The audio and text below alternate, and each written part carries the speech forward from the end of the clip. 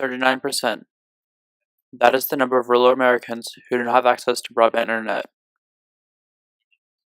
In today's society, access to high-speed internet is a factor that can severely impact a person's options in life, and refusing to acknowledge this, or allowing people to go on without broadband internet, is akin to setting them for failure and turning our backs on those who live in rural communities in America.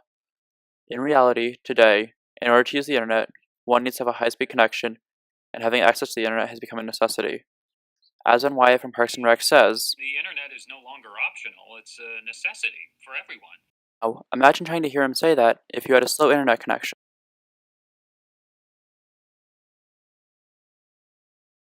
Exactly.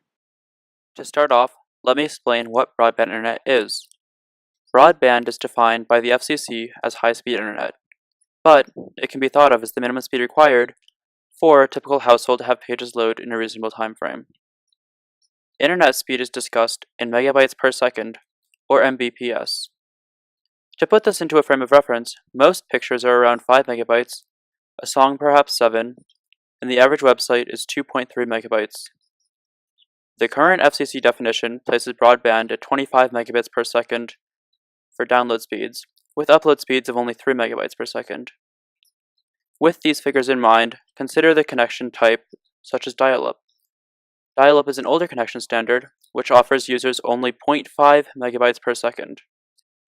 This means that that same 2.3 megabyte website that would load in less than 1 second on a broadband connection can take up to 6 minutes loading on a dial-up connection. A photo would take 2 seconds on broadband, but can take up to 15 minutes on a dial-up connection. Despite this, it remains that nearly 3% of the US population relies on dial-up internet. The speed of dial-up internet, as well as the FCC speeds that are set at the broadband minimum, are not the only two speeds at which consumers can connect to the internet. In fact, there are multiple ways and speeds at which a person can connect to the internet. Other types of internet include mobile phone service, which is often referred to as data, as well as the most common types of broadband internet, which include cable and fiber optic options, both of which involve wires that go directly into a consumer's home. Or else satellite internet, where internet is beamed wirelessly to a satellite dish at a consumer's home. The biggest impacts to a consumer's internet service involves the speeds they have access to, which is often impacted by the type of connection, as well as what speed the consumer pays for from their company. Shifting now from the internet to those who access it. A rural area is defined as one in which there are 2,500 or fewer people. And the FCC has found that of the 19 million Americans who lack access to broadband internet, 14.5 million, or over 3/4, were rural.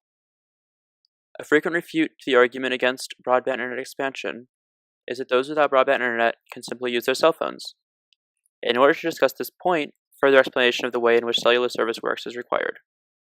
Cell networks operate over spectrums of waves, and so bigger companies can afford to buy bigger spectrums and more desirable sections of the spectrum. In order to support large numbers of users, more bandwidth is required, which is accomplished by having a larger piece of the spectrum.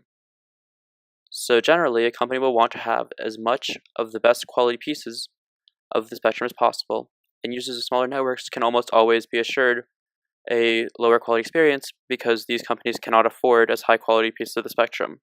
There are various benefits that can come from using wireless networks. Two, for example, are that they can be used anywhere and that they can be quickly implemented by simply putting in place a cell tower. Despite these benefits, rural areas are significantly more likely than urban areas to only have access to smaller networks, which, as previously mentioned, means a lower quality of service. In order to remedy these problems, some cellular service providers have put in place measures in order to prevent these outcomes. They've had varying successes. For example, T-Mobile recently purchased a large swath of the mobile spectrum in 2017 and is committed to deploying it first in rural areas, pledging to cover over 1.2 million square miles, and only later deploying it in urban areas, which largely already have sufficient coverage. However, T-Mobile is not the only company who is focusing on rural America. Verizon rolled out its LTE in Rural America program in 2010, meant to partner with smaller companies in order to offer service to those in communities that Verizon's own network did not already cover. Then, Verizon terminated service plans of 8,500 of these users who had used lots of data because Verizon had set up their program with a network in a way that worked poorly for Verizon, and Verizon chose to punish the end users as a result. And here's another issue with relying on cell phone networks, being presented as a reason for not including them in a study of broadband access. I'm only including wired and not wireless because of something called limited data plans. If you go over them, it'll make you cry. The United States as a whole is getting older, as the baby boomer generation born following the Second World War is all becoming elderly now. Older people also happen to be the least likely to use the internet, according to a study done by the Pew Research Center. In fact, while 15% of Americans do not use the internet, that number triples to 44% when looking at elderly populations. A lack of desire, however, does not correlate to a lack of need, and rather reasons that an increased effort is required in order to connect rural America. A loss of young people in rural areas has made them even more elderly in general, as it has made baby boomers even more prominent in these areas. And so, compared to the likelihood of an average American to live in a rural area, older people are more likely to live in rural areas, meaning that their views on the internet are more likely to be seen as representative of their area's needs than in urban areas where older people are less prevalent of a population. In fact, in 2016, seniors were 6% more likely than the general population to live in rural areas, and 84% of the counties with the highest average age were rural counties. This population shift has occurred largely because technology has, ironically, already decreased the amount of work that must be done on farms, meaning that at higher rates than previous generations, children who grew up in rural areas moved to urban ones as they grew up. One example of the way in which technology has already begun to change with the digital age is that the tractor of today is a complex computerized system that relies on embedded software to function. the leading reasons given for older people to have fears about using the internet are either that you people just want to change everything, and that it isn't actually necessary to their everyday lives, and so they see no reason to actually care about it, or else that they have fears of security and privacy implications related to them going online. However, if seniors have been taught the useful aspects of having and using broadband internet, they are willing to spend the time and effort to do it, according to several studies.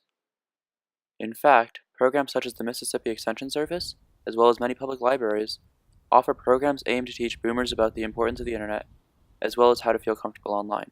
Services offered by libraries are some of the key points that we look at when doing our local broadband assessment through the Connected program, including public computer center hours and digital literacy classes.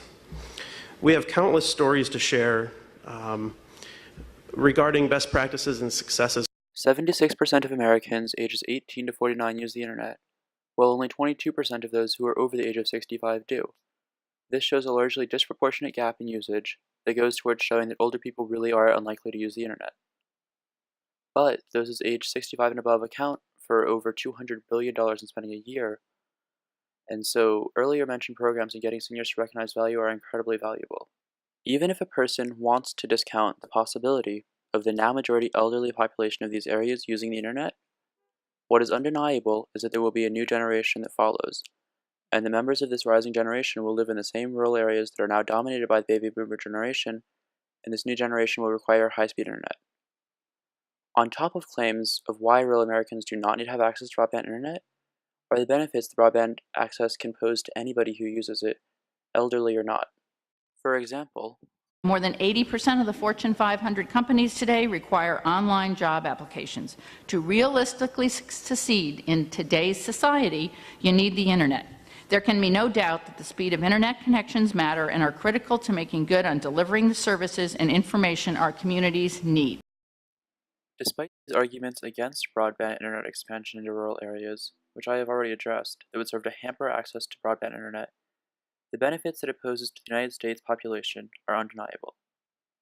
Here's Dr. Roberto Gallardo of Purdue University explaining the necessity of broadband internet. I go out there, present all the time. Agents, they present all the time. Getting this message out there, folks, the digital age and broadband is beyond Facebook. It's beyond Netflix. It's beyond entertainment. It's going to come and disrupt you. A specific example of the impact that the internet can have on lives is telehealth.